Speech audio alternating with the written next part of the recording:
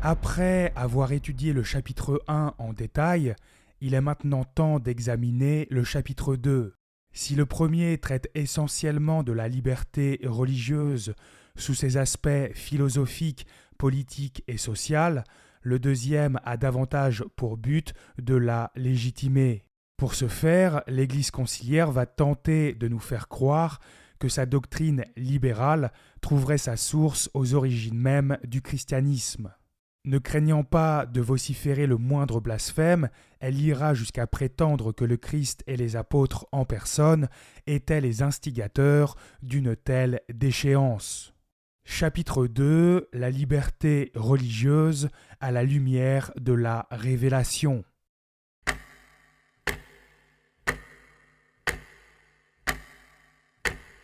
Paragraphe 9. La doctrine de la liberté religieuse a ses racines dans la révélation.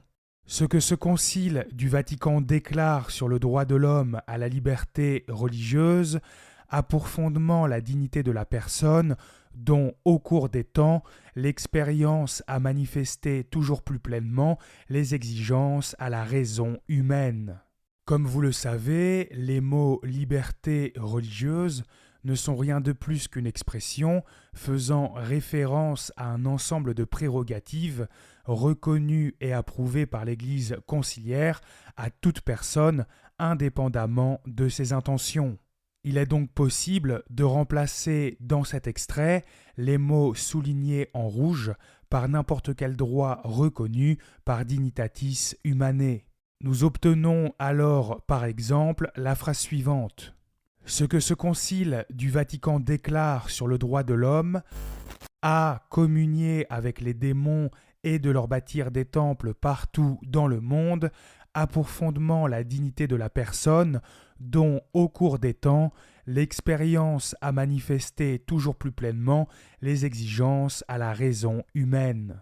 Il est une fois de plus très clairement stipulé dans cette déclaration que la dignité humaine exigerait que l'homme puisse faire et propager tout ce que l'Église catholique a farouchement condamné et combattu au cours des 2 derniers millénaires. Il devrait pourtant être évident que la liberté de commettre de tels méfaits, loin de parfaire la créature, ne peut que la souiller. Cela signifie, de plus, qu'en lui arrachant injustement ses droits les plus élémentaires, l'épouse mystique du Christ se serait fait, toute époque confondue, l'ennemi la plus féroce du genre humain. Les néo-païens qui encensent le libéralisme moral et qui s'accommodent volontiers de la diffusion de pratiques diaboliques ont au moins la décence de nier que celles-ci sont mauvaises et dangereuses. Contrairement aux catholiques conciliaires, ils n'accusent pas les leurs d'avoir commis de terribles crimes contre l'humanité et n'approuvent pas la libre propagation de choses qu'ils condamnent eux-mêmes. Qui plus est, cette doctrine de la liberté a ses racines dans la révélation divine, ce qui, pour les chrétiens, est un titre de plus à lui être saintement fidèle. Tout catholique devrait être saintement fidèle à une idéologie donnant à n'importe qui le droit inviolable et suprême de propager des horreurs plus diaboliques les unes que les autres et causant la damnation d'innombrables âmes. L'Église conciliaire souhaite donc tout simplement que nous soyons saintement fidèles à tous les démons de l'enfer. Cette doctrine libérale, et non de liberté, faisant référence, comme je viens de le rappeler, à un ensemble de droits précis, il est, là encore, possible de remplacer les mots soulignés en rouge par n'importe quelle prérogative contenue dans Dignitatis Humanae. Qui plus est, le droit de pratiquer l'abus de confiance en se faisant passer pour un prophète a ses racines dans la révélation divine, ce qui, pour les chrétiens, est un titre de plus à lui être saintement fidèle.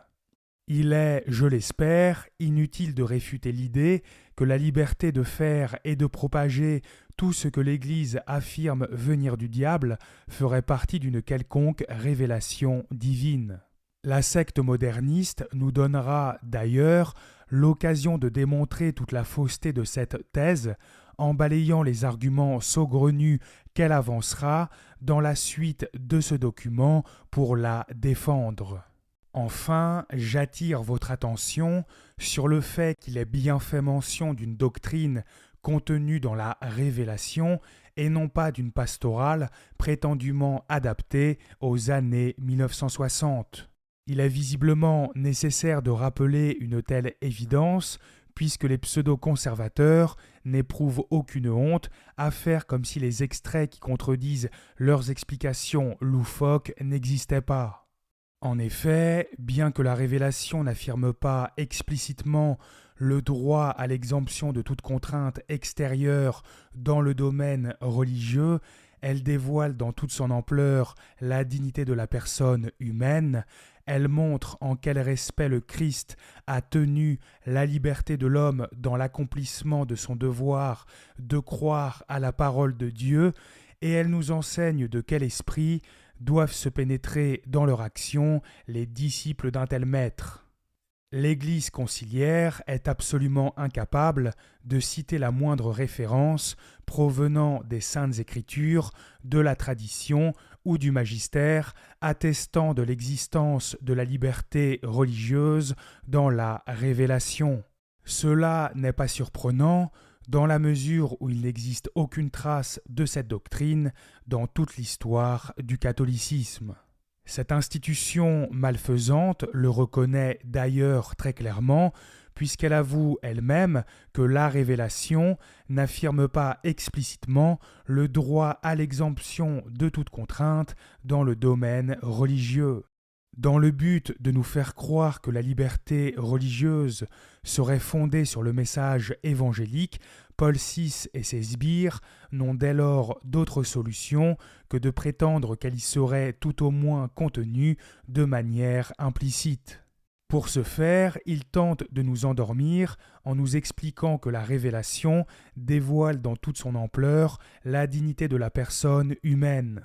Si, en elle-même et indépendamment du contexte pervers dans lequel elle s'inscrit, cette affirmation est exacte, rien ne stipule pour autant dans la Révélation que la dignité humaine exigerait que l'homme ait le droit de faire et de propager tout ce que la morale objective réprouve. Or, c'est précisément cela que nos ennemis sont tenus de démontrer afin d'attester de la réalité d'un lien entre le catholicisme et la liberté religieuse. Ils ne peuvent évidemment pas le faire, puisqu'une telle démonstration équivaudrait à prouver ce que ce passage vient de réfuter, à savoir que la Révélation affirme explicitement le droit à l'exemption de toute contrainte. Cet argument ne vaut donc strictement rien, car il n'apporte pas l'ombre du début d'une preuve. Rappelez-vous d'autre part que l'Église conciliaire s'est jusqu'ici constamment efforcée de nous faire croire que la liberté de l'acte de foi et la liberté de tous les abus n'étaient qu'une seule et même chose. Elle va maintenant et tout au long de ce deuxième chapitre essayer de capitaliser sur cet amalgame en nous convainquant que le respect du libre arbitre dans les Saintes Écritures équivaudrait automatiquement à une reconnaissance tacite du libéralisme moral promu par Vatican II. Elle veut que nous pensions qu'en ne forçant personne à le suivre, le Christ aurait lui-même consacré le droit inviolable et suprême de propager toutes les abominations possibles et imaginables. Vous ne tarderez pas à le constater, cet argument est le seul, si on exclut la vague allusion à la dignité humaine sur lequel la secte moderniste va s'appuyer pour nous persuader que sa funeste doctrine serait contenue dans la Révélation. Pour justifier le plus grand bouleversement de l'histoire de l'Église, cette institution aussi diabolique que pathétique en est donc réduite à faire des sophismes ridicules et des extrapolations grossières. Étant donné que cet extrait mentionne le respect du Christ envers la liberté de l'homme dans l'accomplissement de son devoir de croire à la parole de Dieu pour justifier cette fameuse exemption de toute contrainte, je pose maintenant la question suivante aux catholiques conciliaires. La Révélation nous dévoile-t-elle en quel respect le Christ a tenu la liberté de propager des hérésies, des pratiques diaboliques et des mœurs dépravées ? Au motif que notre Seigneur n'aurait jamais forcé personne à se convertir, il faudrait croire qu'il aurait donné à tout État le devoir essentiel de protéger et de promouvoir la liberté de bafouer la loi divine et d'inciter son prochain à faire de même. Tout comme lorsqu'il s'agit de la dignité humaine, il ne suffit pas d'invoquer la liberté de l'acte de foi. Encore faut-il prouver que les Saintes Écritures enseignent que le libre arbitre serait automatiquement accompagné des droits contenus dans Dignitatis Humanae. C'est évidemment chose impossible, puisque cela reviendrait encore une fois à prouver que la révélation affirme explicitement le droit à l'exemption de toute contrainte, ce que l'Église conciliaire vient de réfuter. Cet argument est donc lui aussi grotesque et sans valeur. Si le Fils de Dieu n'a jamais forcé personne à le reconnaître, ce n'était certainement pas parce qu'il éprouvait un respect particulier pour la liberté de l'homme. Il désirait tout simplement que nous le choisissions par amour. Tout homme veut que son prochain l'aime librement, mais ce n'est pas pour autant qu'il lui donne le droit sacré, inviolable et suprême de mettre le feu à sa maison et de brûler tous les membres de sa famille qui se trouvent à l'intérieur. C'est pourtant bien ce que prétend Paul VI, puisqu'il affirme que Dieu, ne voulant obliger l'homme à lui rendre un culte, lui aurait donné le droit le plus strict de participer à la destruction de l'Église et à la perte des âmes en étendant jour après jour l'influence du diable sur la terre. La formulation employée est de plus extrêmement vicieuse car elle laisse entendre que notre Seigneur aurait été animé d'un sentiment de si haute estime envers l'être humain qu'il n'aurait surtout pas voulu le contrarier. Elle montre en quel respect le Christ a tenu la liberté de l'homme. L'exaltation qui émane de cette phrase est manifeste et tend à abaisser le Créateur sous les pieds de la créature. Comme tous les traîtres à l'Église de Dieu qui instrumentalisent les Saintes Écritures, les modernistes font leur supermarché dans la foi catholique en sélectionnant ce qui fait leurs affaires et en glissant sous le tapis ce qui ne leur convient pas. Ils oublient très étrangement que Jésus-Christ qualifiait les Juifs qui refusaient de le reconnaître d'hypocrites et de race de vipères. Il devait pourtant exister de bien meilleures manières de témoigner de sa considération envers la liberté de l'homme dans l'accomplissement de son devoir de croire à la parole de Dieu. Quant au fait que la révélation nous enseigne de quel esprit doivent se pénétrer les disciples d'un tel maître, Montigny aurait bien fait d'écouter ses propres conseils. Saint Paul ne craignait pas de prêcher haut et fort que l'idolâtrie était un acte diabolique et que les idolâtres n'héritaient pas le royaume des cieux. De quel esprit était donc pénétré Paul VI lorsqu'il proclama Nostra Aetate, un autre document du conciliabule Vatican II, dans lequel il est expressément écrit que les hindous trouvent refuge en Dieu. Amusez-vous, si le cœur vous en dit, à remplacer les mots soulignés en rouge dans ce passage par n'importe quel pseudo-droit contenu dans Dignitatis Humanae. Faites-nous ensuite savoir, catholiques conciliaires, si le Christ avait un si grand respect pour ces abominations. Tout cela met bien en relief les principes généraux sur lesquels se fonde la doctrine de cette déclaration sur la liberté religieuse. Du propre aveu de l'Église conciliaire, les principes généraux sur lesquels se fonde la doctrine maçonnique du conciliabule Vatican II sont d'une part une conception tronquée de la dignité humaine et de l'autre un amalgame grotesque entre liberté de l'acte de foi et libéralisme moral. Voilà donc les deux seuls substituts trouvés par nos ennemis pour suppléer à l'absence totale de références scripturaires issues de la tradition ou du magistère concernant la liberté religieuse. Et tout d'abord, la liberté religieuse dans la société est en plein accord avec la liberté de l'acte de foi chrétienne. Pour parvenir à ces fins, la secte moderniste n'a jusqu'ici jamais cessé d'amalgamer libre arbitre et libéralisme moral comme si ces deux notions formaient un tout parfaitement homogène et indissociable. En précisant maintenant que la liberté religieuse est en plein accord avec la liberté de l'acte de foi, elle sépare ces mêmes notions très nettement et avoue par le fait même qu'elles se distinguent tout à fait l'une de l'autre. Dire qu'une chose serait en plein accord avec elle-même n'aurait effectivement aucun sens. Cette affirmation est d'autre part absolument fausse, car comme je l'ai déjà expliqué, il existe un lien de cause à effet systématique entre la progression du libéralisme et la persécution de l'Église. Dans un monde où chacun peut propager tout ce qu'il souhaite, les idéologies anticatholiques finissent toujours par s'imposer et opprimer les chrétiens.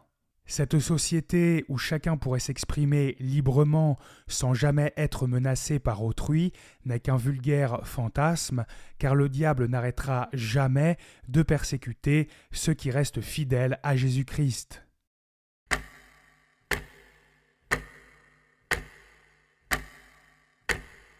Paragraphe 10. Liberté de l'acte de foi. C'est un des points principaux de la doctrine catholique, contenu dans la parole de Dieu et constamment enseigné par les pères, que la réponse de foi donnée par l'homme à Dieu doit être libre. En conséquence, personne ne doit être contraint à embrasser la foi malgré lui. Par sa nature même, en effet, l'acte de foi a un caractère volontaire, puisque l'homme racheté par le Christ Sauveur et appelé par Jésus-Christ à l'adoption filiale ne peut adhérer au Dieu révélé que si, attiré par le Père, il met raisonnablement et librement sa foi en Dieu. Quand la doctrine catholique fait ses affaires, l'Église conciliaire est tout à fait capable de la restituer à la perfection. Ce passage ne contenant aucune erreur, rien ne saurait dès lors lui être reproché. Constatez toutefois qu'étant incapable de citer le moindre verset ou parole des pères de l'Église, pourtant expressément mentionné ici, pour justifier son idéologie libérale, la secte moderniste ne s'appuie là encore que sur la liberté de l'acte de foi. Il est donc pleinement conforme au caractère propre de la foi qu'en matière religieuse soit exclue toute espèce de contrainte de la part des hommes.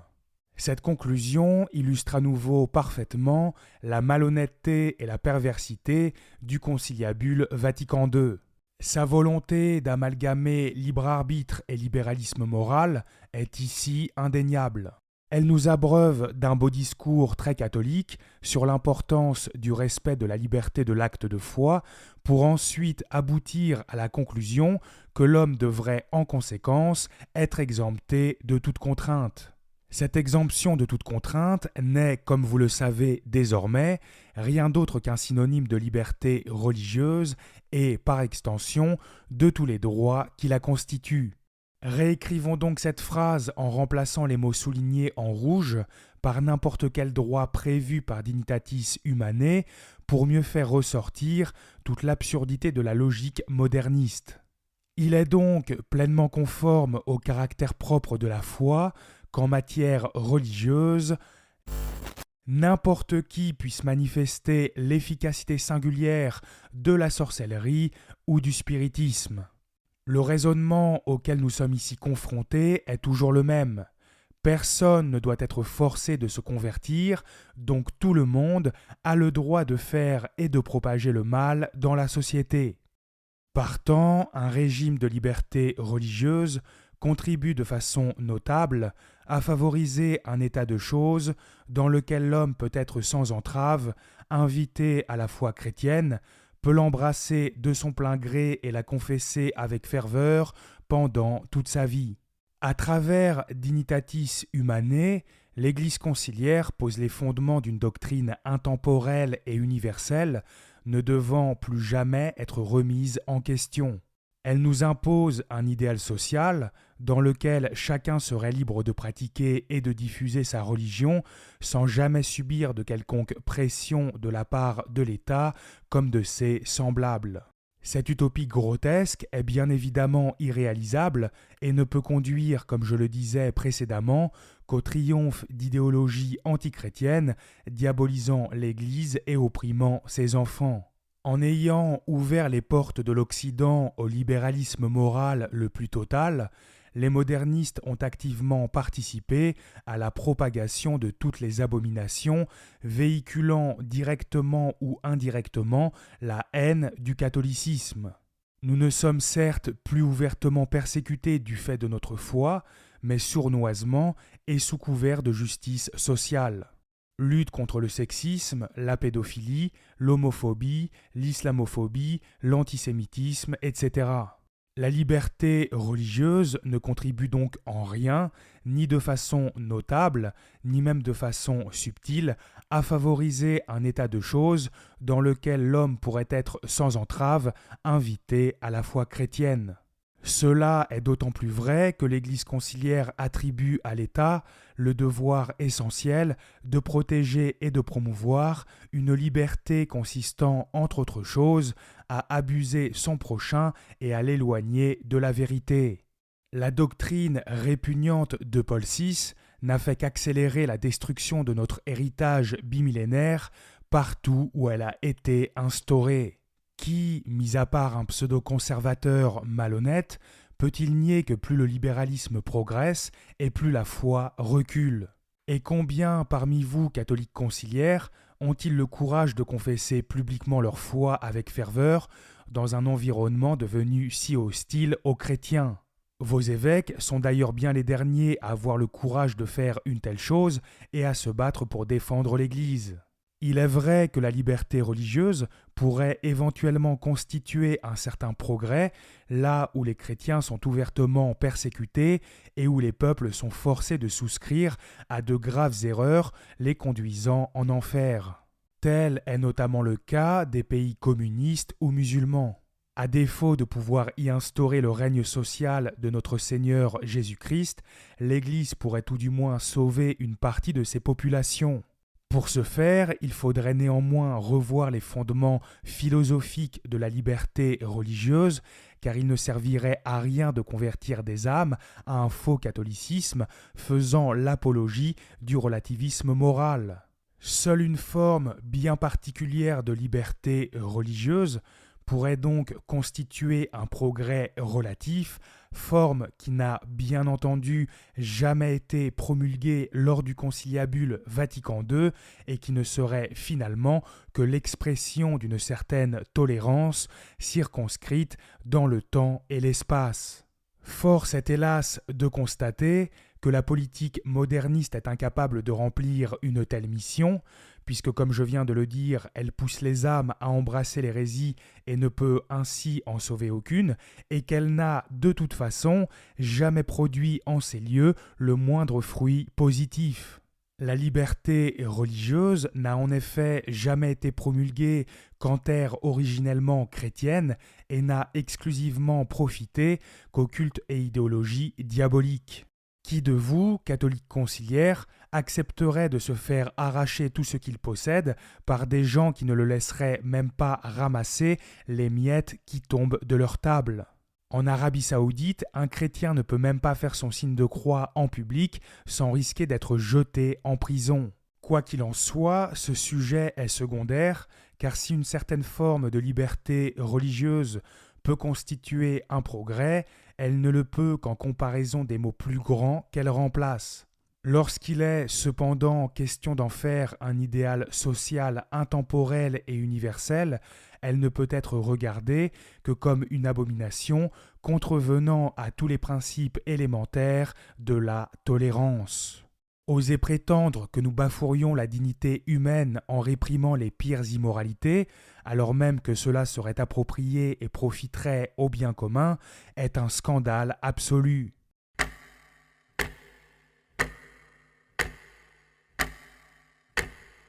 Paragraphe 11. Manière d'agir du Christ et des apôtres. Dieu, certes, appelle l'homme à le servir en esprit et en vérité. Si cet appel oblige l'homme en conscience, il ne le contraint donc pas. Dieu, en effet, tient compte de la dignité de la personne humaine qu'il a lui-même créée et qui doit se conduire selon son propre jugement et jouir de sa liberté. L'Église conciliaire se retranche à nouveau derrière la liberté de l'acte de foi pour justifier le libéralisme moral le plus décadent. Il est évident que l'expression « jouir de sa liberté » inclut la possibilité de jouir de sa liberté religieuse et donc fatalement de jouir de sa liberté de propager des hérésies, des pratiques diaboliques et des mœurs dépravées. Le raisonnement qui nous est présenté ici est toujours le même. Puisque Dieu ne contraint pas l'homme à le servir, ce dernier a le droit de commettre et de répandre toutes les horreurs proscrites par la loi divine, de pousser son prochain à se damner et d'œuvrer au triomphe du diable sur la terre. Aucun doute ne saurait ainsi subsister quant au fait que les modernistes mélangent en permanence et de façon volontaire la liberté de l'acte de foi et la liberté de tous les abus. On remarque également que, dans cet extrait, il est expressément stipulé que Dieu laisserait l'homme jouir de cette fausse liberté diabolique au motif qu'il tiendrait compte de la dignité de la personne humaine. La véritable dignité, je le rappelle, n'est rien d'autre que la noblesse de l'âme. Noblesse qui dépend exclusivement de son propre degré de pureté. Il serait par conséquent absurde de prétendre que celle-ci donnerait à la créature un passe-droit, lui permettant de mépriser les commandements de son Créateur et, par suite, de se souiller en toute décontraction. Ces propos scandaleux nous révèlent une fois de plus à quel point la conception conciliaire de la dignité humaine diverge d'avec celle de l'Église catholique. Elle glorifie une fausse dignité dont serait pourvu l'homme et qui l'affranchirait de la loi divine en société. Qui, le premier, s'est-il cru digne au point de ne pas être tenu d'obéir à Dieu ?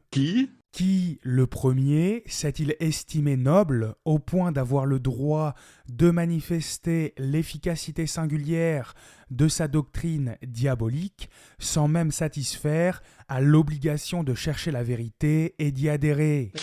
Enfin, qui, le premier, du fait de sa soi-disant grandeur, s'est-il senti en droit d'envoyer ses ministres partout sur la terre pour propager un enseignement contraire aux prescriptions de notre Seigneur et de perdre les âmes ? Cette dignité humaine qui conférerait à n'importe quel énergumène le droit de marcher dans les pas de Lucifer sans le soufre à plein nez. Cela est apparu au plus haut point dans le Christ Jésus, en qui Dieu s'est manifesté lui-même pleinement et a fait connaître ses voies.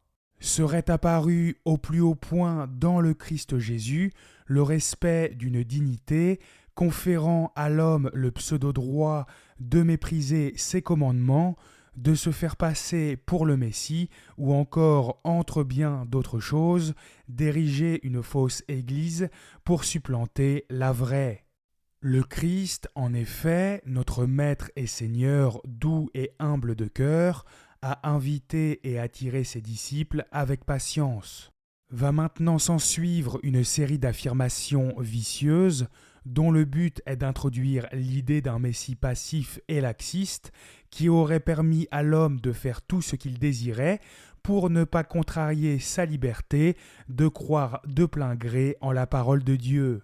Oui, Jésus-Christ a attiré ses disciples avec patience, mais il a également chassé les marchands du temple avec un fouet, menacé les incrédules du feu de l'enfer et n'a jamais craint de dénoncer ouvertement la doctrine corrompue des pharisiens. Il n'a pas retenu par la force ceux qui ne voulaient pas de lui, mais il n'a jamais donné à personne la permission de manifester l'efficacité singulière du culte de Moloch pour organiser Jérusalem et vivifier toute l'activité hébraïque. Il n'a jamais non plus demandé aux autorités israélites de protéger et de promouvoir la liberté d'adorer des démons. Sous prétexte que le Christ n'a obligé personne à prendre part aux noces de l'agneau, il aurait concédé à l'humanité tout entière le droit de participer au carnaval de l'enfer. Certes, il a appuyé et confirmé sa prédication par des miracles, mais c'était pour susciter et fortifier la foi de ses auditeurs, non pour exercer sur eux une contrainte. D'un point de vue strictement grammatical, cette affirmation est exacte. Il est vrai que le Seigneur n'a pas fait de miracle dans le but précis d'exercer une contrainte sur ses auditeurs. Cette assertion doit néanmoins être relativisée, car le miracle, de par sa nature même, exerce bel et bien une contrainte sur ceux qui y ont assisté. Ceux-ci n'ont évidemment pas été privés de leur libre arbitre, mais après avoir vu le Christ accomplir une chose aussi extraordinaire, il devenait d'autant plus inexcusable de le rejeter. N'est-ce d'ailleurs pas ce même paragraphe qui parle d'un appel de Dieu obligeant l'homme à le servir ? Si l'appel de Dieu oblige l'homme, alors un miracle réalisé par Dieu lui-même oblige encore davantage. Le but de cette phrase est encore de mettre l'emphase sur la liberté de l'acte de foi pour justifier la liberté de tous les abus. Il est vrai encore qu'il a reproché leur incrédulité à ceux qui l'entendaient, mais c'est en réservant à Dieu le châtiment au jour du jugement. Notre Seigneur aurait donc reproché leur incrédulité à ceux qui l'entendaient, tout en ayant simultanément pris soin de les conforter dans l'idée qu'ils auraient eu le droit sacré de manifester leur fausse foi publiquement, de vive voix et par écrit, sans même satisfaire à l'obligation de chercher la vérité et d'y adhérer. Imaginez donc le Jésus de l'Église conciliaire prêchant à la foule. « Je suis le chemin, la vérité et la vie. Nul ne va au Père sans passer par moi. Mais vous avez le droit inviolable et suprême de persuader votre prochain du contraire et de le pousser à se damner. Si vous saviez en quel respect je tiens votre liberté de croire librement à la parole de Dieu. Lorsque vous reprochez à quelqu'un ses actes, catholiques conciliaires, faites-vous simultanément l'apologie de tout ce que vous condamnez. Considérez-vous devoir encourager, protéger et promouvoir un comportement que vous réprouvez. Il est ensuite stipulé que le Christ aurait réservé à Dieu le châtiment au jour du jugement.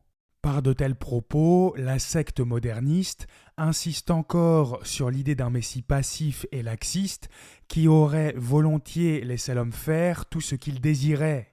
Qu'importe que des criminels sans scrupules séduisent les âmes et les conduisent à leur perte, attendons tranquillement le jour du jugement, car le respect de la sacro-sainte dignité conciliaire vaut bien plus que le salut d'innombrables êtres humains. Cet argument ne vaut bien entendu strictement rien, car notre Seigneur, étant Dieu fait homme, n'a réservé le jugement à personne d'autre qu'à lui-même.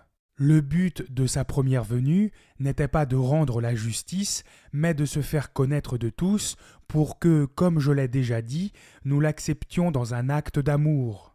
Durant sa vie terrestre, le Christ n'a pas non plus jugé les violeurs et les meurtriers, mais qui oserait dire qu'il faudrait, en conséquence, laisser de tels individus faire le mal impunément jusqu'à la fin des temps.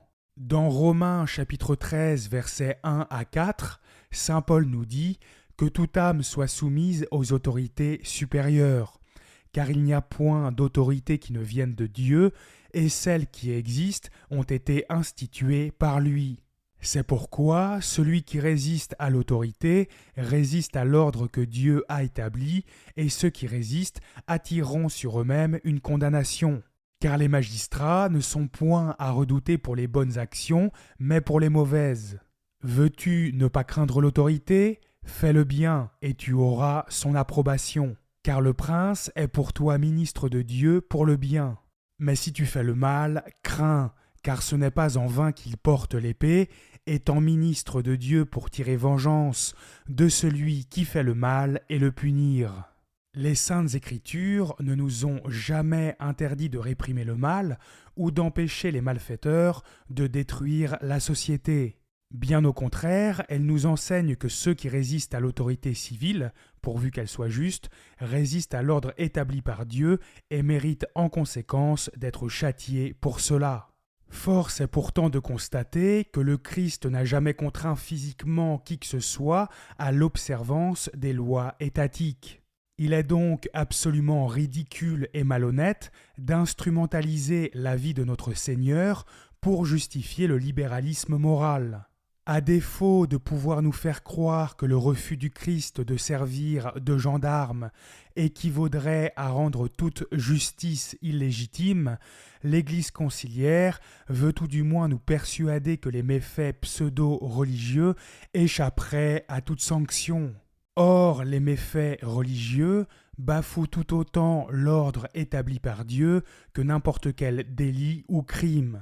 Ceux qui les commettent sont donc, comme l'enseigne l'Épître aux Romains, également dignes de châtiment.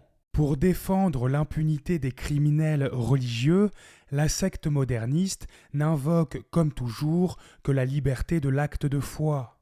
Elle est, comme à son habitude, incapable d'avancer le moindre argument sérieux. Si l'homme ne doit pas être empêché d'œuvrer à la damnation d'autrui parce qu'il ne peut pas être forcé d'aimer Dieu, alors personne ne devrait non plus être empêché de tuer, puisque nous ne pouvons obliger qui que ce soit à aimer son prochain.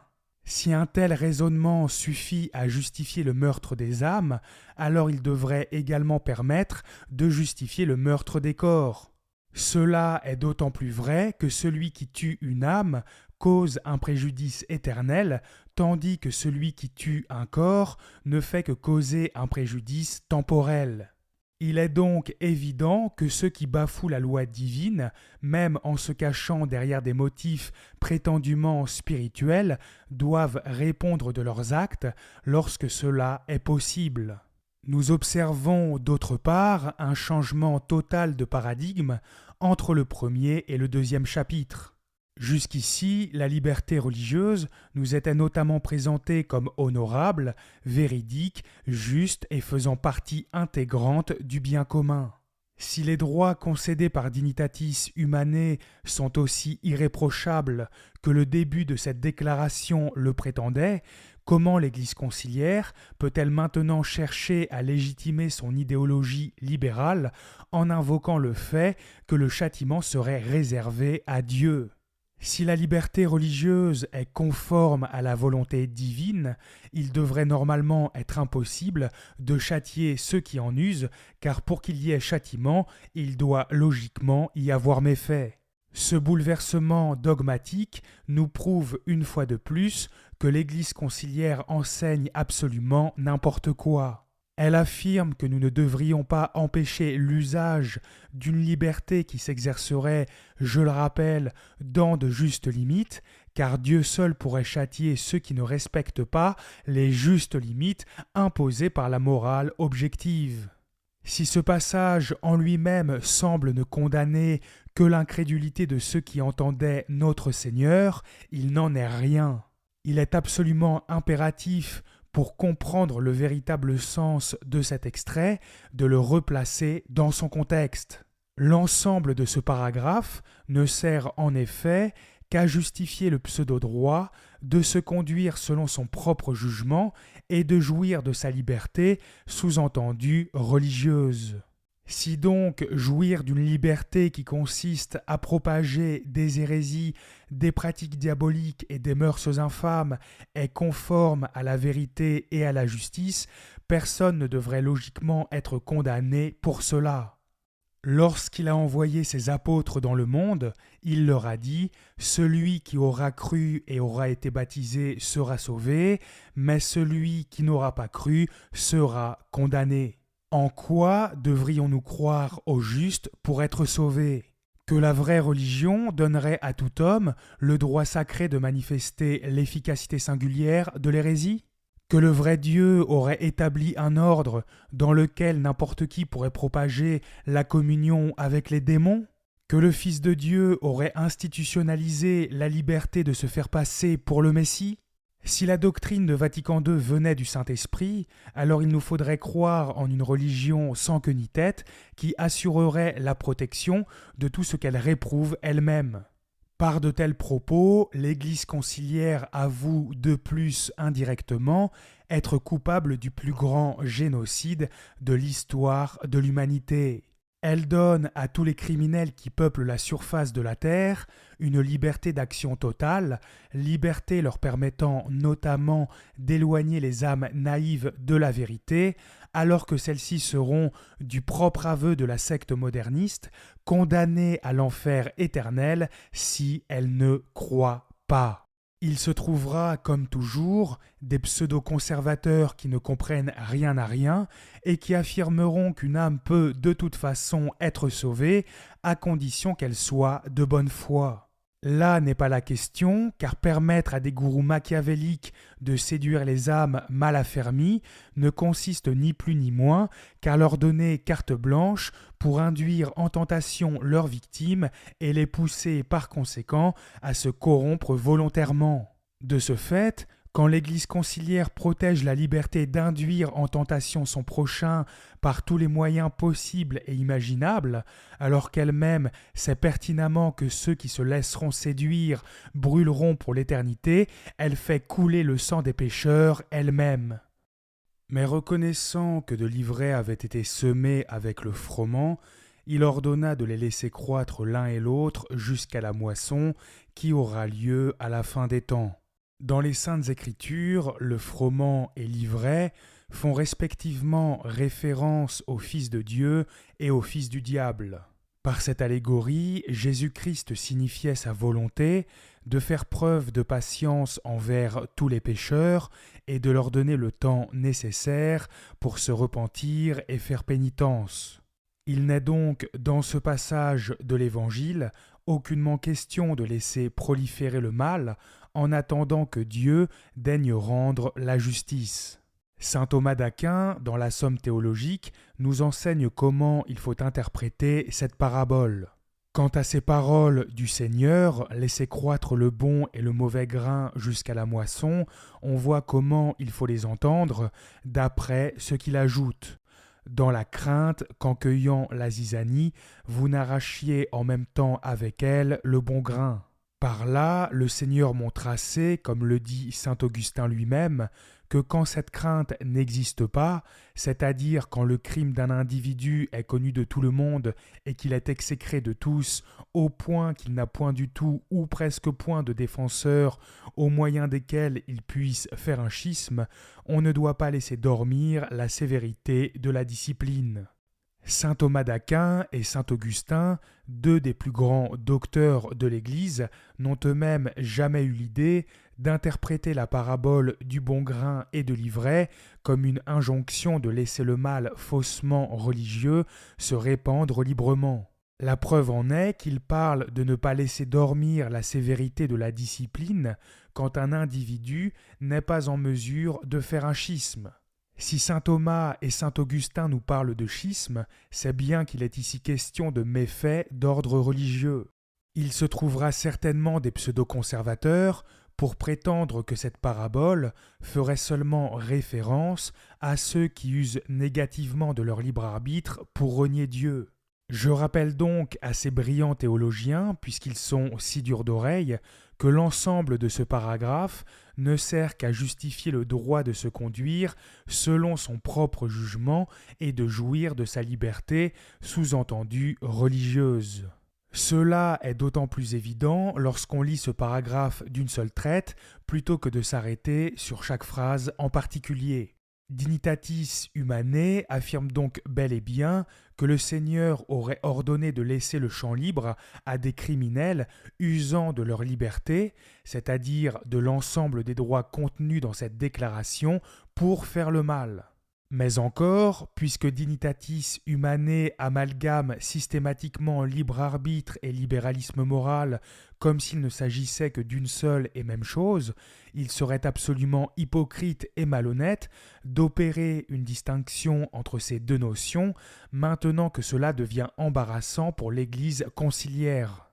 Laisser pousser l'ivraie ne peut dès lors que renvoyer à la seule chose que connaissent les modernistes, l'exemption de toute contrainte.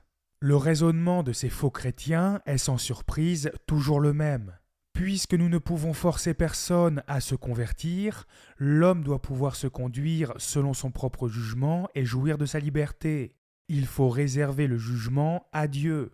Il faut laisser croître l'ivraie jusqu'à la fin du monde.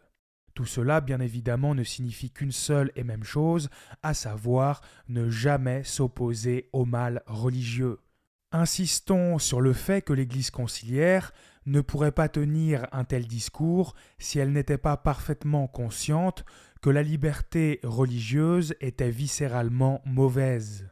Comment pourrait-elle sinon comparer les conséquences engendrées par sa doctrine à de l'ivraie ? Le renversement doctrinal est donc, comme je le disais précédemment, total. Désormais, nous ne devons plus nous opposer à la liberté religieuse parce qu'elle ferait partie du bien commun, mais parce que le Christ nous aurait ordonné de laisser le mal se répandre. Une autre incohérence pointe ici le bout de son nez. Si, comme le prétend ce torchon moderniste, l'antilibéralisme est un mal, et donc de l'ivraie lui aussi, pourquoi ne faudrait-il pas le laisser pousser librement ? L'Église conciliaire se moque éperdument des dégâts que la liberté religieuse peut causer à l'Église catholique.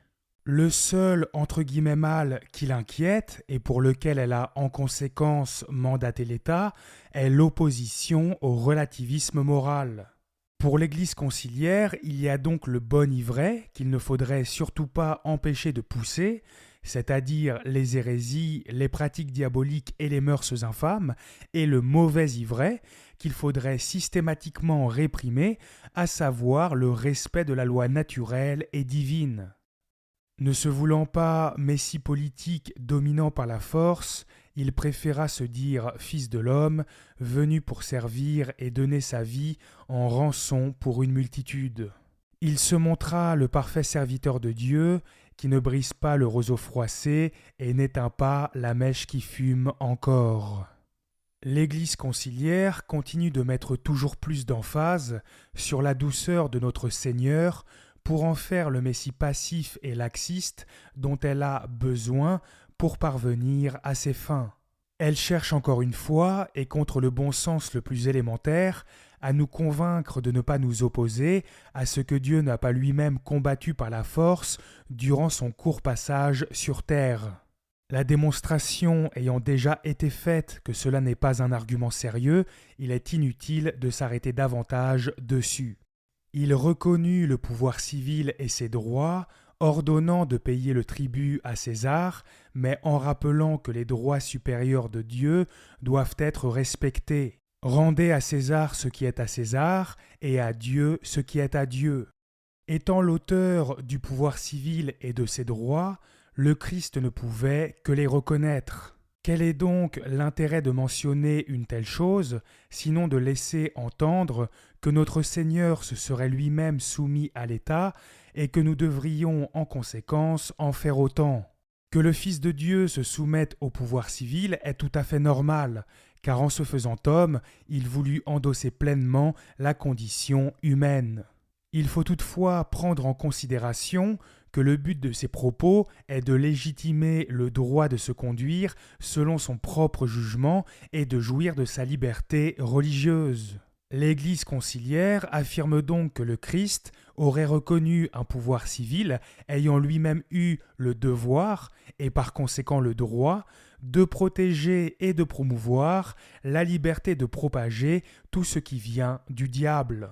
Il est vrai que notre Seigneur nous a ordonné de rendre à César ce qui était à César, mais il n'a jamais donné à l'empereur le droit inviolable et suprême de s'ériger en divinité, d'enseigner la vérité qu'il pensait avoir trouvée, ou encore de manifester l'efficacité singulière du culte de Jupiter, quelles qu'eussent été ses intentions. La secte moderniste veut en réalité que nous rendions à César ce qui est à Dieu, car elle veut que nous plaidions allégeance à un État se substituant à l'autorité divine.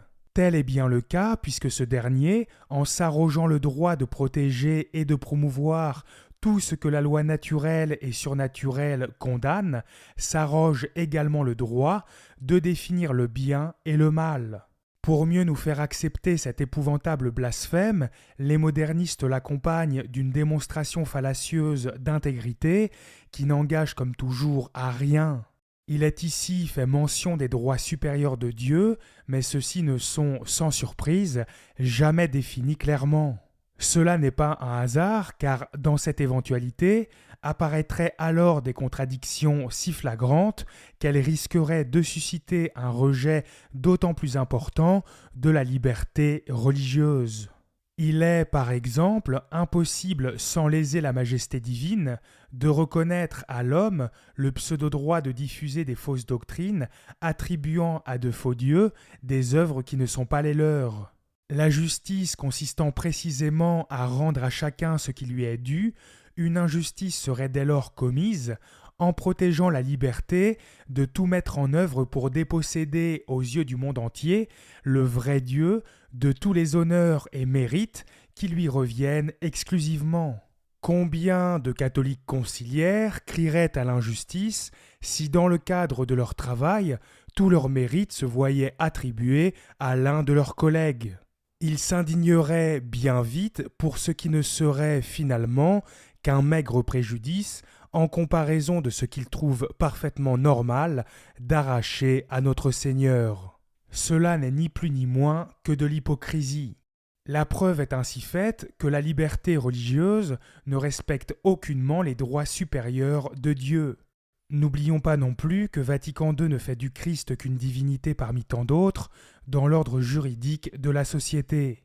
Notre Seigneur pourrait bien jouir d'une reconnaissance de principe de la part de l'État, mais la moindre d'entre toutes les idoles devrait, quoi qu'il en soit, se voir attribuer les mêmes privilèges. Les pseudo-conservateurs chercheront là encore à introduire une distinction purement théorique et nous expliqueront que ce ne sont pas ces abominations, mais leurs adorateurs qui auraient, au nom de leur petite dignité, le droit à la liberté religieuse. Qu'importe ce qu'ils racontent, car dans le monde réel, une telle subtilité ne change absolument rien aux conséquences de cette doctrine. Dieu n'aurait donc aucun droit supérieur, puisque toutes les idoles de la terre, ou leurs dévots, peu importe, disposeraient de toute façon des mêmes privilèges. Ces propos fallacieux ne servent comme de coutume qu'à donner aux faux frères les moyens de se mentir à eux-mêmes et d'entretenir la confusion dans les âmes de bonne volonté. Mais la liberté religieuse n'écarte pas notre Seigneur de la société. La preuve, Dignitatis Humanae, affirme que les droits supérieurs de Dieu doivent être respectés. Dans le petit monde virtuel des Ariens des temps modernes, Jésus-Christ est Seigneur, mais dans la réalité, ils ne craignent pas de l'abaisser au rang des idoles. Enfin, si Paul VI avait réellement voulu que les droits supérieurs de Dieu soient respectés, il aurait dû commencer par condamner la laïcité et non pas en exalter les principes avec la liberté religieuse. Ayant déjà prouvé dans le carnaval de l'enfer que ces deux doctrines n'en forment qu'une seule, nous ne reviendrons pas sur ce point. Souvenez-vous simplement que saint Pie X enseignait dans l'encyclique Oem Internos que la laïcité était une erreur très gravement injurieuse envers Dieu et qu'elle niait très clairement l'ordre surnaturel. L'imposteur Montini aurait donc voulu que les droits supérieurs de Dieu soient respectés, pendant que l'État remplissait son devoir essentiel de protéger et de promouvoir une doctrine niant explicitement les droits de Dieu, puisqu'injurieuse à son égard et rejetant l'ordre établi par ses soins. Enfin, en achevant sur la croix l'œuvre de la rédemption qui devait valoir aux hommes le salut et la vraie liberté, il a parachevé sa révélation. Le Christ serait mort sur la croix pour offrir aux hommes la vraie liberté, après avoir transmis au genre humain une doctrine donnant à tout homme le droit sacré de manifester l'efficacité singulière de l'esclavage de l'erreur. J'ose à peine imaginer les dernières paroles du Christ conciliaire avant d'expirer. Mon Dieu, pardonne-leur, car ils ne savent pas que, dans l'ordre juridique de la société, je ne suis qu'un Messie parmi tant d'autres. Il a rendu témoignage à la vérité, mais il n'a pas voulu l'imposer par la force à ses contradicteurs. Si notre Seigneur n'a pas voulu imposer la vérité par la force à ses contradicteurs, cela ne pourrait, à en croire la secte moderniste, vouloir signifier qu'une seule chose. N'importe quel quidam détiendrait de Dieu le droit sacré, inviolable et suprême de servir d'instrument au diable pour conduire les âmes à leur propre perte. Alors que la liberté de l'acte de foi ne représente qu'un élément négligeable de sa doctrine, l'Église conciliaire lui consacre près de la moitié de ce document car elle n'a strictement rien d'autre sur quoi s'appuyer pour légitimer sa politique satanique. Son royaume, en effet, ne se défend pas par l'épée, mais il s'établit en écoutant la vérité et en lui rendant témoignage. Il s'étend grâce à l'amour par lequel le Christ, élevé sur la croix, attire à lui tous les hommes. Que cela plaise ou non aux catholiques conciliaires, le royaume du Christ se défend par l'épée. Si nous n'avions pas vaincu les envahisseurs mahométans, pour ne citer qu'eux, la chrétienté aurait disparu depuis bien longtemps. Nos ancêtres auraient été massacrés et beaucoup d'entre nous ne seraient jamais nés. D'innombrables saints n'ont d'ailleurs jamais craint d'user de la force, non seulement pour défendre, mais également pour établir le royaume de Dieu. Tel était le cas de saint Boniface que j'ai déjà cité, ou encore de saint Martin de Tours, qui fit raser un édifice idolâtrique de fond en comble, en réduisant au passage tous ses autels et statues en poussière, malgré l'hostilité de nombreux infidèles. En plus d'être mensongère, cette phrase ne veut de toute façon pas dire grand-chose. Est ici contesté le fait que le royaume du Christ ne se défend pas par l'épée, en affirmant qu'il s'établit en écoutant la vérité et qu'il s'étend par l'amour. Défendre, établir et étendre sont trois choses qu'il n'est nullement nécessaire d'opposer, puisque différentes et non contradictoires. Si je disais qu'une maison ne s'entretient pas avec des produits ménagers, mais qu'elle se construit avec des briques et qu'elle s'agrandit avec de la main-d'œuvre, cela n'aurait aucun sens. Il est de plus manifeste que Dignitatis Humanae tente ici de nous vendre un catholicisme émasculé et dépourvu de toute virilité. Pendant que le bras séculier se chargerait de protéger et de promouvoir la déchéance la plus totale, nous autres chrétiens ne devrions défendre le royaume du Christ qu'en écoutant la vérité et en lui rendant témoignage. Autrement dit, l'usage de la force serait moralement licite pour défendre et établir le royaume du diable, mais pas celui de notre Seigneur. Il nous faudrait donner à n'importe qui une liberté d'action totale, quelles que soient ses intentions, et espérer qu'il veuille bien, malgré cela, faire preuve de bonne volonté. Les modernistes n'ont, comme je ne cesse de l'affirmer, d'autres projets pour les chrétiens que de les assujettir au bon vouloir de ceux qui se livrent au service de Lucifer. Après tout, si le Christ attire à lui tous les hommes, pourquoi devrions-nous empêcher les suppôts du diable de faire tomber les âmes dans leurs filets ? Instruits par la parole et l'exemple du Christ, les apôtres suivirent la même voie. Aux origines de l'Église, ce n'est pas par la contrainte ni par des habiletés indignes de l'Évangile que les disciples du Christ s'employèrent à amener les hommes à confesser le Christ comme Seigneur, mais avant tout par la puissance de la parole de Dieu. Je rappelle que l'Église conciliaire utilise l'expression « absence de toute contrainte » comme un synonyme de liberté religieuse. Elle appelle donc contrainte tout obstacle empêchant l'homme d'user de n'importe quel pseudo-droit inscrit dans cette déclaration. Nous pouvons dès lors réécrire cet extrait en remplaçant ce même mot par la prérogative moderniste de notre choix.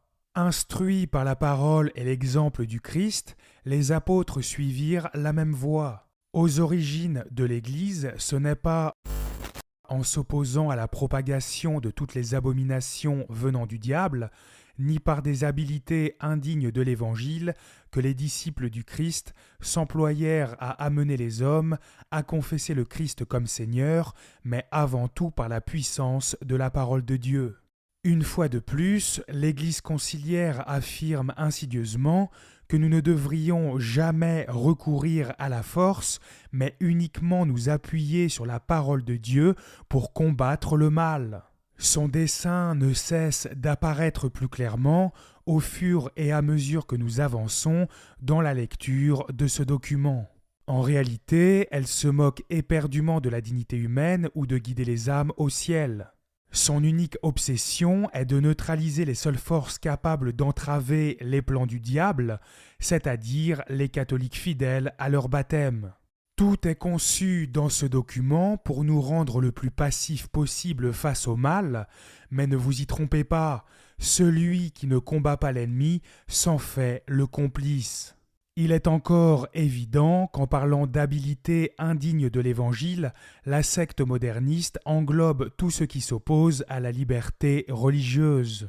Il ne peut en être autrement dans la mesure où elle qualifie toute résistance à son idéologie d'injure à l'ordre établi par Dieu. Cette institution diabolique accuse donc nos saints de s'être montrés indignes de l'Évangile, puisqu'ils n'ont jamais craint de faire des choses expressément condamnées par Dignitatis Humanae, destruction des fausses religions par la force, condamnation à mort des hérétiques, etc. La liberté religieuse, et Vatican II dans une plus large mesure, est une réécriture totale du christianisme. Avec courage, ils annonçaient à tous le dessein de Dieu Sauveur, qui veut que tous les hommes soient sauvés et parviennent à la connaissance de la vérité, mais en même temps, vis-à-vis des faibles, même vivant dans l'erreur, leur attitude était faite de respect, manifestant ainsi comment chacun d'entre nous rendra compte à Dieu pour soi-même et pour autant est tenu d'obéir à sa propre conscience. La mafia montinienne se répand en belles paroles et scande avec beaucoup de zèle apparent que Dieu veut que tous les hommes soient sauvés et qu'ils parviennent à la connaissance de la vérité. Hélas, il ne s'agit, comme d'habitude, que d'une vulgaire démonstration fallacieuse d'intégrité ne servant strictement à rien. N'est-ce pas cette secte qui prétend que Dieu aurait chargé tout État du devoir essentiel de protéger et de promouvoir la liberté de propager le mensonge en toute impunité et, par conséquent, à empêcher les hommes de parvenir à la connaissance de cette même vérité?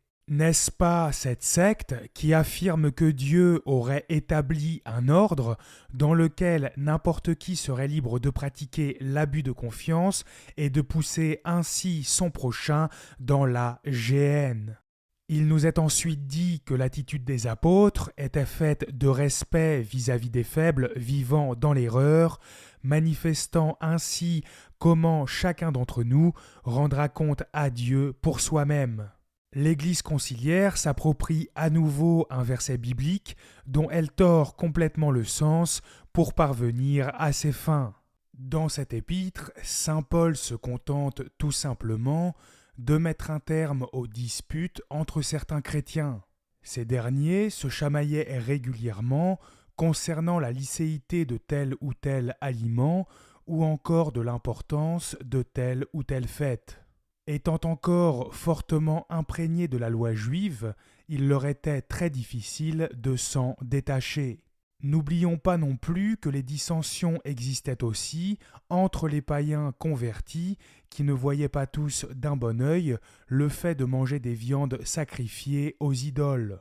Il était donc nécessaire pour les apôtres de mettre un terme à toutes ces querelles inutiles qui ne faisaient que nuire à l'unité des chrétiens.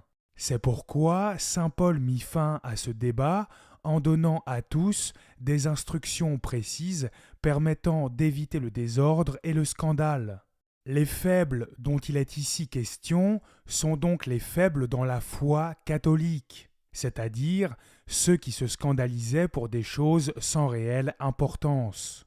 Non seulement ceci ne contrevenait sur aucun plan à la loi naturelle et divine, mais il s'astreignait bien au contraire à une discipline encore plus rigoureuse. Pareillement, quand saint Paul affirme que chacun rendra compte à Dieu pour soi-même, il ne se fait aucunement l'avocat d'une fausse liberté permettant de propager impunément le mal, mais simplement de ne pas juger un frère en fonction de sa manière de vivre sa foi. L'apôtre affirme de plus dans ce même chapitre qu'il vaut mieux s'abstenir de manger de la viande sacrifiée aux idoles si cela s'avérait être une occasion de chute pour son prochain. Que dirait-il donc de cette maudite secte se faisant la gardienne d'une fausse liberté consistant à manifester l'efficacité singulière de l'idolâtrie pour organiser la société et vivifier toute l'activité humaine? La preuve est ainsi faite que citer ce passage pour justifier la libre propagation des hérésies, des pratiques diaboliques et des mœurs infâmes est l'expression de la malhonnêteté la plus absolue.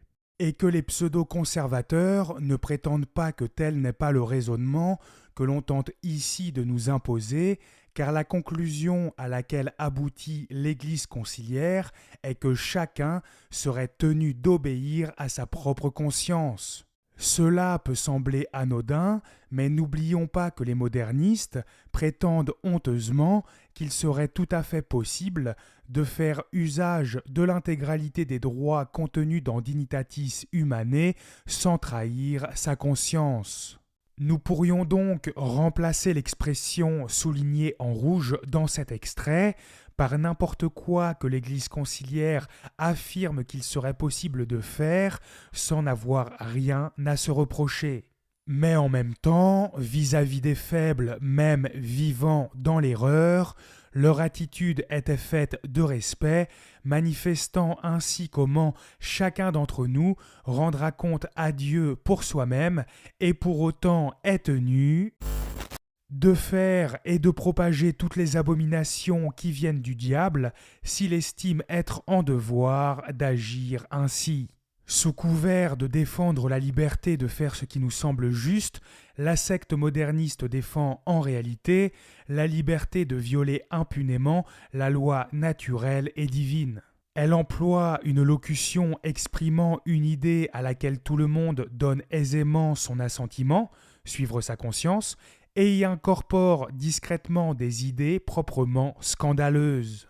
De la sorte, elle force les catholiques conciliaires, sans qu'ils ne s'en rendent réellement compte, à approuver quelque chose d'intrinsèquement pervers.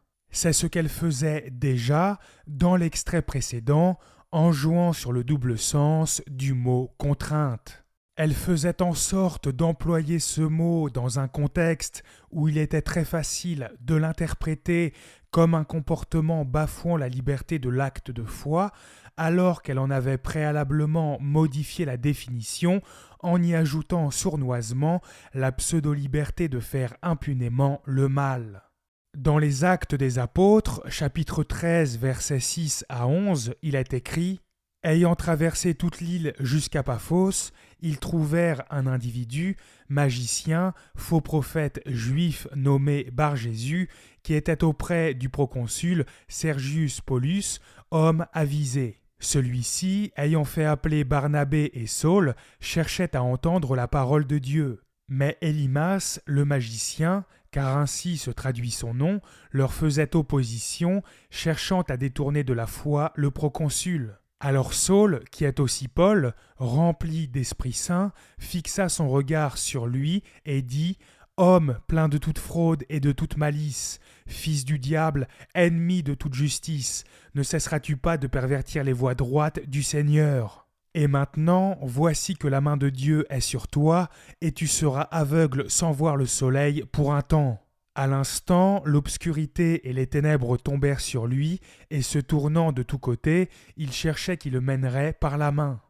L'attitude de saint Paul était-elle faite de respect moderniste, c'est-à-dire de passivité et de laxisme vis-à-vis de ce faux prophète juif ? Saint Paul a-t-il laissé cet individu malhonnête manifester librement l'efficacité singulière de sa doctrine, estimant que chacun d'entre nous rendra des comptes à Dieu pour soi-même? Non seulement il n'en est rien, mais les sédévacantistes sont aujourd'hui jugés comme profondément intolérants par un grand nombre de catholiques conciliaires pour bien moins que cela. Quoi qu'il en soit, aucun débat n'est possible. L'Église conciliaire peut bien défendre le droit d'agir selon sa conscience, même dans un sens parfaitement catholique, et autant de fois qu'il y a de gouttes d'eau dans l'océan, elle reconnaît et protège activement, de toute façon, le droit d'user de la liberté religieuse, même en trahissant sa conscience. Son discours faussement charitable ne sert comme toujours qu'à préserver son image. Elle se déguise en servante de justice, tout comme son père se déguise en ange de lumière. Et si chacun rendra des comptes à Dieu pour soi-même, pourquoi cette entité malfaisante veut-elle nous dicter notre conduite? De quoi se mêle-t-elle au juste en voulant nous empêcher de combattre le mal par la force, indépendamment de toute circonstance?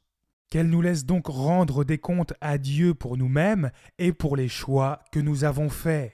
Là encore, on observe qu'il y a les bonnes et les mauvaises contraintes. Les bonnes, ce sont celles que l'on fait peser sur ceux qui veulent empêcher le diable de régner sur la terre. Les mauvaises, en revanche, ce sont celles que l'on impose à ceux qui servent le malin et qui poussent leurs prochains à se damner. Comme le Christ, les apôtres s'appliquèrent toujours à rendre témoignage à la vérité de Dieu, pleins d'audace pour annoncer la parole de Dieu avec assurance devant le peuple et ses chefs. Une foi inébranlable leur faisait en effet tenir l'Évangile comme étant en toute vérité une force de Dieu pour le salut de tous les croyants. Ces paroles sont peut-être parfaitement catholiques, mais elles n'ont, elles aussi, strictement rien à voir avec la liberté religieuse. Les modernistes glorifient faussement nos apôtres, alors qu'ils ne font que saper leur œuvre, pour mieux nous duper et nous faire accepter leur idéologie satanique. Rejetant donc toutes les armes charnelles, suivant l'exemple de douceur et de modestie donné par le Christ, ils proclamèrent la parole de Dieu avec la pleine assurance qu'elle était une force divine capable de détruire les puissances opposées à Dieu et d'amener les hommes à croire dans le Christ et à le servir. La secte moderniste nous enjoint maintenant à rejeter toutes les armes charnelles et à ne combattre les puissances opposées à Dieu que par la prédication. Vous l'aurez compris, elle renouvelle son appel à n'opposer aucune résistance à la propagation du mal, sinon par le moyen du discours. Où est donc passée cette honorable liberté, s'exerçant dans de justes limites, et qui ne consistait qu'à s'ordonner à Dieu? Il n'est, comme je le disais précédemment, plus du tout question d'une doctrine qui permettrait à l'homme de jouir des biens de la justice et de la paix, mais bien de garantir à n'importe qui la possibilité de commettre impunément toutes sortes de préjudices et de semer le chaos. Si l'État employait la coercition contre les infidèles pour les empêcher de répandre l'erreur et le vice, il combattrait avec des armes charnelles, mais s'il réprimait les catholiques qui s'insurgent contre cette déchéance, il ne ferait que s'acquitter de son devoir essentiel de protéger et de promouvoir les droits inviolables de l'homme. Autrement dit, les mêmes moyens seraient indignes de l'Évangile lorsqu'ils sont employés pour réprimer des gourous machiavéliques, mais seraient conformes à la volonté divine lorsque mis en œuvre pour permettre à ces derniers de détruire la société et de perdre les âmes. L'Église conciliaire peut bien prétendre œuvrer au salut des âmes, mais elle nous menace de faire injure à l'ordre établi par Dieu en faisant obstacle aux puissances opposées à ce même Dieu que sont les fausses religions. Concernant l'expression « arme charnelle », celle-ci provient de la 2e épître aux Corinthiens. Saint Thomas d'Aquin, dans un commentaire, nous dit au sujet de ce chapitre 10 la chose suivante. La raison pour laquelle on lui fait ce reproche d'être humble lorsqu'il est présent et d'être sévère et dur lorsqu'il est loin est que les Corinthiens estiment la conduite de l'apôtre charnelle. Chacun agit selon la règle de son action et la fin poursuivie justifie cette règle. C'est ainsi qu'un homme quelconque dirige son action vers la fin qu'il poursuit. Et ceux qui placent leur fin dans les biens charnels ont dit que leur conduite est selon la chair. De là vient qu'ils règlent leurs actions de manière à obtenir les biens qui sont dans la chair. Or, comme ces biens peuvent nous être retirés par les hommes, ceux qui poursuivent les biens charnels ont avec les hommes une conduite flatteuse et humble. Ceux qui croyaient que la conduite de l'apôtre s'inspirait de la chair croyaient ainsi parce qu'il se comportait humblement au milieu d'eux. Saint Thomas en arrive ensuite à ces fameuses armes charnelles. Et il prouve que nous ne combattons pas selon la chair en disant « les armes de notre combat ne sont pas charnelles ». Chaque combattant choisit les armes qui conviennent à son genre de guerre et de combat. Il est clair que les armes de ceux qui combattent selon la chair sont l'argent, les plaisirs, les honneurs, les puissances mondaines et temporelles, tandis que nos armes ne sont pas de cette sorte parce qu'elles ne sont pas charnelles mais puissantes devant Dieu, c'est-à-dire qu'elles se conforment à Dieu, elles tendent à l'honneur de Dieu, donc nous ne combattons pas selon la chair. En rappelant que ces armes ne sont pas charnelles, saint Paul ne fait que réfuter les accusations de ceux qui prétendent qu'il serait lui-même motivé par des considérations malhonnêtes. Ces propos n'ont strictement rien à voir avec un quelconque libéralisme moral.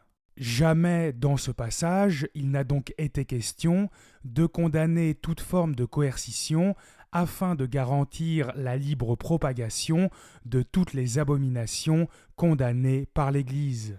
Saint Paul n'hésite d'ailleurs pas à brandir le bâton en menaçant les Corinthiens immédiatement après avoir affirmé que ces armes étaient spirituelles. Nous sommes prêts aussi à punir toute désobéissance lorsque de votre côté, votre obéissance sera complète. Une fois de plus, les modernistes détournent le sens des Saintes Écritures pour mieux nous manipuler. Quant à cette volonté de nous faire croire que le christianisme n'aurait triomphé que par la prédication, il est ici aussi nécessaire de remettre les pendules à l'heure. Si l'œuvre des apôtres fut couronnée de succès grâce à l'action particulière que Dieu opéra à travers eux, elle ne perdura que parce que l'Église fit disparaître le mal à mesure que son pouvoir se renforçait. Si nos papes avaient donné à l'Empire romain le devoir essentiel de protéger et de promouvoir la liberté d'adorer des idoles, notre religion n'aurait plus été qu'un lointain souvenir. Constatez la catastrophe par vous-même.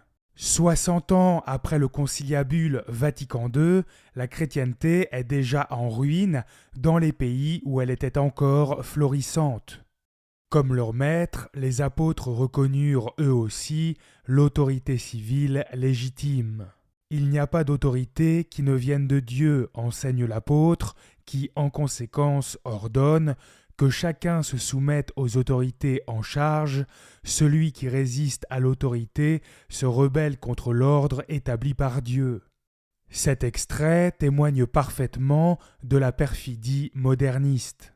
En prenant l'exemple du Christ et des apôtres, il nous ordonne indirectement de nous soumettre aux autorités en charge et nous menace ici aussi de nous rebeller contre l'ordre établi par Dieu en cas de refus. En soi et indépendamment de tout contexte, cette affirmation est rigoureusement catholique.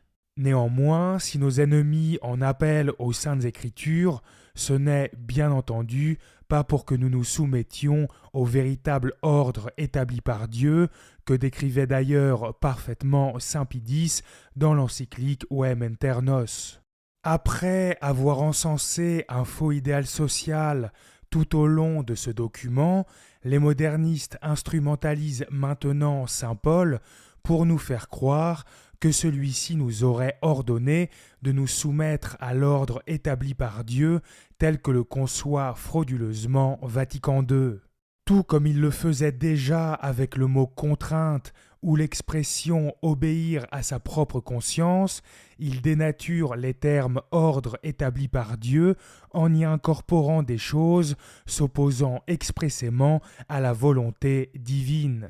Force est pourtant de constater que si les apôtres ont bien confirmé la légitimité du principe étatique, ils n'ont toutefois jamais reconnu à l'État le droit de bafouer la loi divine en protégeant et en promouvant la liberté de faire et de propager tout ce que cette dernière condamne précisément. Les modernistes sont passés maîtres dans l'art de s'approprier un discours et de lui faire dire l'exact opposé de ce qu'il signifie réellement. Ils utilisent en permanence ce stratagème malhonnête pour nous manipuler et parvenir à leur fin. Pour mieux le comprendre, prenons un exemple qui illustrera parfaitement la fourberie de ces serpents. C'est tout naturellement que vous seriez disposé à admettre que les enfants ont besoin d'affection. Quoi de plus normal après tout ?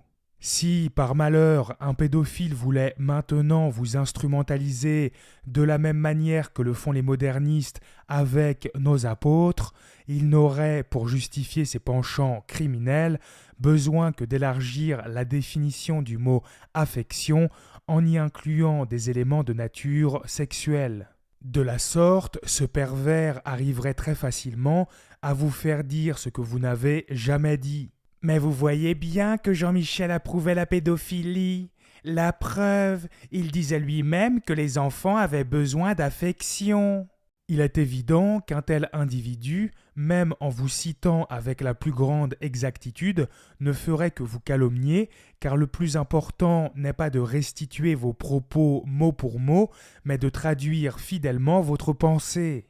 C'est pourquoi, quand Paul VI cherchait à nous faire croire que saint Paul, le bienheureux que ce traître s'était lui-même choisi pour saint patron, nous aurait ordonné de respecter un ordre établi par Dieu, dans lequel n'importe qui était libre de faire et de propager toutes les abominations condamnées par l'Église, il calomniait ce si grand saint et blasphémait très gravement. Notons enfin que la secte moderniste pourrait tout à fait s'appuyer sur ce verset de l'Épître aux Romains pour justifier la répression du mal. En effet, elle pourrait arguer sans difficulté que les infidèles se rebellent contre l'ordre établi par Dieu en contrevenant à la loi naturelle et divine. En lieu et place de cela, elle préfère citer ce même verset, non pas, comme je viens de le dire, pour justifier la répression du mal, mais précisément pour empêcher la répression du mal. Dans le nouvel ordre mondial spirituel de l'Église conciliaire, ce sont désormais les infidèles qui respectent l'ordre établi par Dieu en propageant toutes les horreurs possibles, et ceux qui veulent résister à ce cauchemar qui se rebelleraient contre leur Créateur.